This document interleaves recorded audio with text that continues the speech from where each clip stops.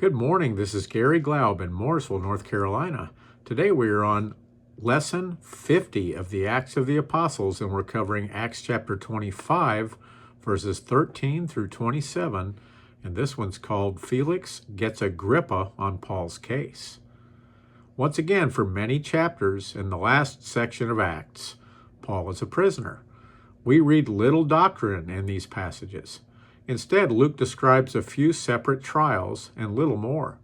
Certainly, God had a purpose in this 2-year prison stay. I always have wondered if it gave Paul time to write, but it sounds like the prison epistles of Ephesians, Philippians, Colossians, and Philemon are typically associated with Paul's imprisonment in Rome. Perhaps it gave Paul time to think, and as Paul was a very brilliant man, it could be that the doctrine that Paul wrote about later came from deep thought that he pondered in Caesarea. In the Old Testament, we are familiar with the stories of Joseph and Daniel, who were both imprisoned, and God performed miracles in both of those men's lives to free them from jail. But God had a different purpose with Paul. We tend to look at this all through human eyes rather than through spiritual eyes. Some may question how a loving God could leave Paul imprisoned, or how a loving God could allow Paul to be martyred. Once again, we are to walk by faith, not by sight. And another way to explain that would be to walk with our spiritual eyes on Jesus, not with our physical eyes on the things of this earth.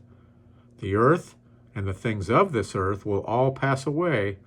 Instead, we should keep our eyes on what will not pass away. Let's read the first passage. Acts chapter 25, verses 13 through 22 says this. And after some days, King Agrippa and Bernice came to Caesarea to greet Festus.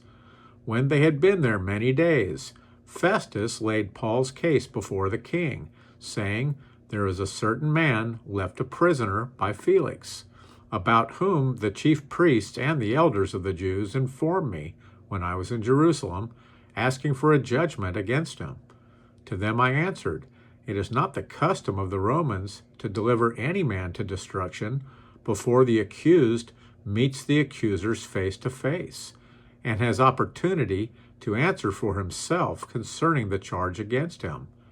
Therefore, when they had come together, without any delay, the next day I sat on the judgment seat and commanded the men to be brought in. When the accusers stood up, they brought no accusation against him of such things as I supposed, but had some questions against him about their own religion and about a certain Jesus who had died, whom Paul affirmed to be alive.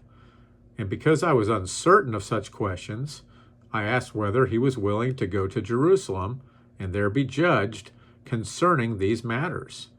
But when Paul appealed to be reserved for the decision of Augustus, I commanded him to be kept till I could send him to Caesar. Then Agrippa said to Festus, I also would like to hear the man myself. Tomorrow, he said, you shall hear him. We can see similarities in the trials of Paul and the trials of Jesus. Those trials began with the Jews, and both Jesus and Paul had been struck in the face by the Jews. We also see trials before Romans. In the case of Jesus, that Roman was Pontius Pilate, the Roman proconsul. In the case of Paul, he testified in front of 2 Roman procurators, who were governors of Israel. First, Paul testified before Felix, and second, before Porcius Festus, who had succeeded Felix. In today's lesson, we will discuss the conversation leading up to Paul testifying before Herod Agrippa II. Once again, on the day of his crucifixion, Jesus testified before Herod Antipas. Agrippa II and Herod Antipas were not closely related, but there were some family traits in common. Herod Antipas was the son of Herod the Great, and Herod the Great was the one who attempted to kill Jesus when he was an infant. Herod Agrippa II was the son of Herod Agrippa I, who was a grandson of Herod the Great. Herod Agrippa I was the one who killed James, the brother of John, as James became the first apostle to be martyred. It is difficult to get Agrippa on the Herod family, but let's just say they were not known for integrity. After discussing how these relatives fit together, let's look at another disgusting aspect of how those relatives fit together. Agrippa II was married to Bernice. Prior to her marriage to Agrippa II, Bernice was politically married off occasionally to several small kingdoms' kings.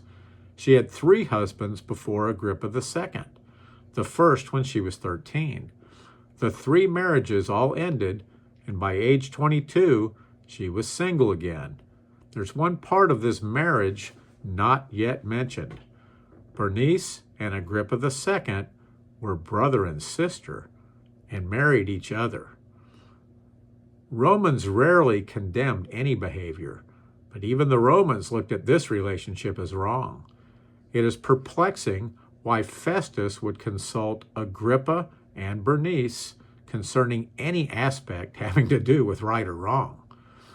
After Agrippa and Bernice had been in Caesarea with Festus for many days, Festus told Agrippa about Paul. Once again, the Herod family was Jewish in name, but not Jewish in practice. But it is likely that Festus was trying to find out more about Paul from a Jewish perspective, and trying to find out more about those who were making the accusations against Paul. The incentive behind this was that Paul had requested to be judged by Caesar, and Festus could not forward this mess to Caesar without some explanation. Remember, Felix had kept Paul imprisoned without any specific allegation, and there was neither proof nor a legal charge. To forward this to Caesar would reflect poorly on Festus, as the first question would be why Paul had not been set free. Festus also had been asked by the chief priest to transfer Paul to a trial in Jerusalem and let him know when that would occur. He in turn would have Paul killed before arriving in Jerusalem. Case closed. This should have alerted Festus that the Jews wanted to decide this case out of court because they did not have the evidence to convict Paul inside the court. But it also should have alerted Festus that these men who claimed to follow God's law were very dishonest. Festus described the trial he recently had with Paul and the Jewish leaders and stated that he was shocked that the Jewish leaders had no clear-cut accusations of what Paul had done wrong, nor did they have any proof. It seemed to be more of a disagreement concerning religion. Festus said that Paul talked about a certain Jesus who had died, whom Paul affirmed to be alive. That is not very much information, is it? Is that all that Festus knew about Jesus? It is interesting that Paul spent much time and energy sharing the gospel with Felix, but there was not any description by Luke of Paul doing the same with Festus. Let's read the next passage. Acts chapter 25, verses 23 through 27 says this. So the next day, when Agrippa and Bernice had come with great pomp and had entered the auditorium with the commanders and the prominent men of the city, at Festus's command, Paul was brought in. And Festus said, King Agrippa, and all the men who are here present with us, you see this man about whom the whole assembly of the Jews petitioned me, both at Jerusalem and here, crying out that he was not fit to live any longer. But when I found that he had committed nothing deserving of death, and that he himself had appealed to Augustus, I decided to send him. I have nothing certain to write to my Lord concerning him.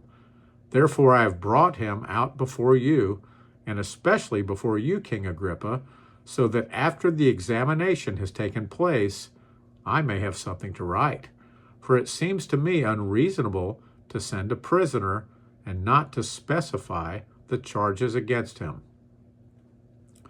Most of us have seen movies that involve the pomp and circumstance of Rome.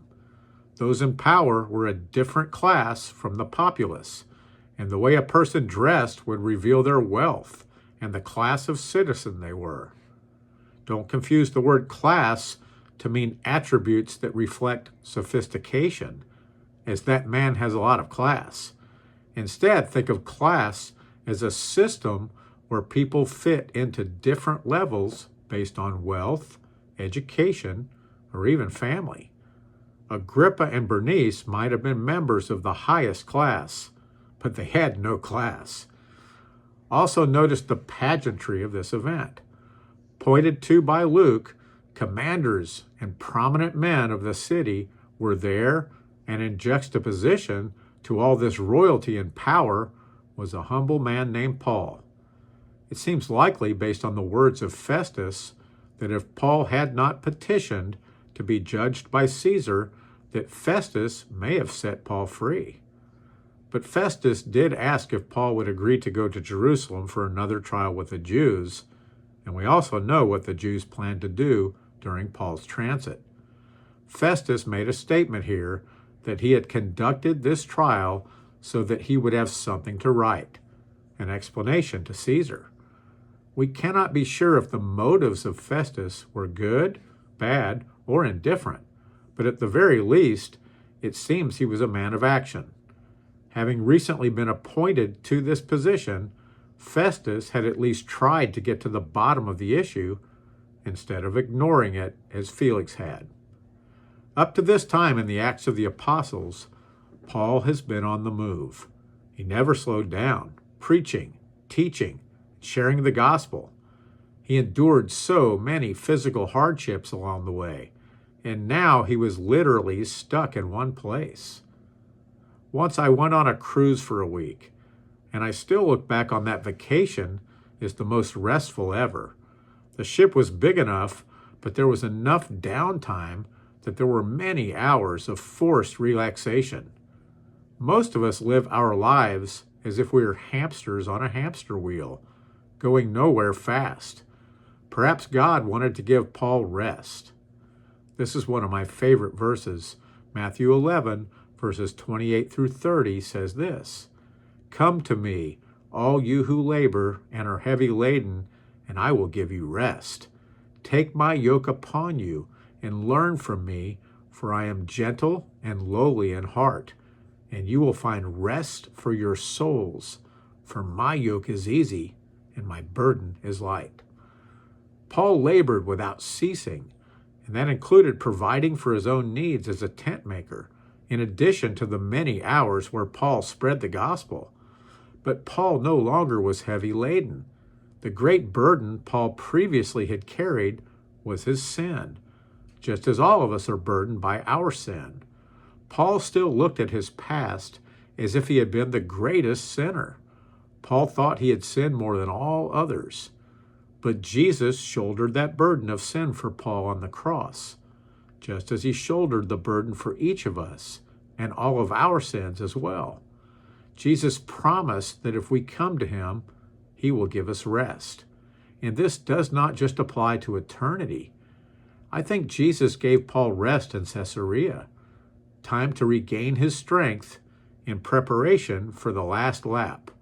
Just as Paul encouraged us to do, Paul was going to finish the race strongly. This is Garry Glaub in Mooresville, North Carolina. Have a blessed day.